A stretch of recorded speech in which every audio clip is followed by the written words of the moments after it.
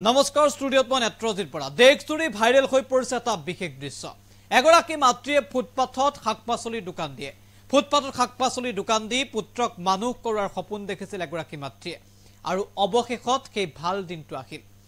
শাক-পাচলিৰ দোকান দি থকাৰ সময়তে বেগটো পিঠিত লৈ দৌৰি আহিল পুত্ৰ আৰু তাৰ পাছতে মাতৃক খবৰ দিলে যে দেশৰ এটা অন্যতম কঠিন পৰীক্ষা সিএ পৰীক্ষাত উত্তীৰ্ণ হৈছে তেওঁৰ পুত্ৰ আৰু লগে লগে মাতৃয়ে খাবতি ধৰিলে পুত্ৰক আৰু তাৰ পাছতে এটা হৃদয় বিতাৰক দৃশ্য আৰু এই দৃশ্যটো এতিয়া সমগ্ৰ দেশজুৰি ভাইৰেল হৈ পৰিছে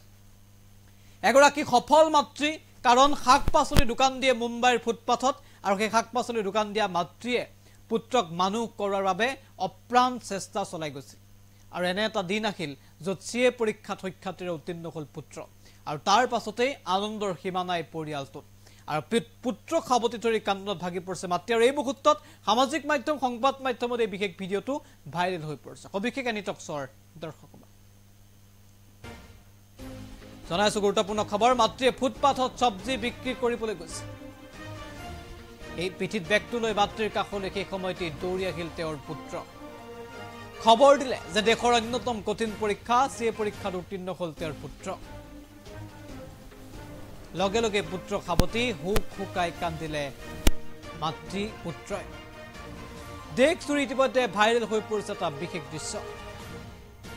এইদৰে ফুটপাথত দোকান দি পুত্ৰক মানুহ কৰাৰ সপোন দেখিছিল মাতৃ আৰু অৱশেষত পুত্ৰ সিএ পৰীক্ষাত উত্তীৰ্ণ হ'ল আমি দৃশ্যাংশতে মুহূৰ্ত দেখুৱাব বিচাৰিছো সামাজিক মাধ্যমত ভাইৰেল হৈ পৰা দৃশ্যটো ভালদৰে চাওক এখন দোকান এয়া ফুটপাথত দোকান এখন মাত্ৰ ত্ৰিপাল লৈ দোকান দিয়ে মাতৃয়ে কেইটামান শাক-পাচলি বিক্ৰী কৰে এনেদৰে পৰিয়ালটো পোহপাল দিছিল এদিন এইগৰাকী পুত্ৰক মানুহ কৰাৰ সপোন দেখিছিল মাতৃয়ে আৰু অৱশেষত এই আৱেগিক মুহূৰ্ত মাতৃ পুত্ৰৰ দেশৰ অন্যতম কঠিন পৰীক্ষা সিএ চাৰ্টাৰ্ড একাউণ্টেণ্ট এই পৰীক্ষাত শিক্ষাৰ্থীৰে উত্তীৰ্ণ হৈছে এগৰাকী আৰু এই দৃশ্যই হৃদয় চুই গৈছে প্ৰতিজন লোকৰ আৰু এইদৰে কান্দনত ভাগি পৰিছে মাতৃ আশা কৰিছে তেওঁলোকৰ দুখবোৰ হয়তো আৰু নোহোৱা হ'ব এতিয়া সমগ্ৰ দেশজুৰি ভাইৰেল হৈ পৰিছে এই বিশেষ দৃশ্যটো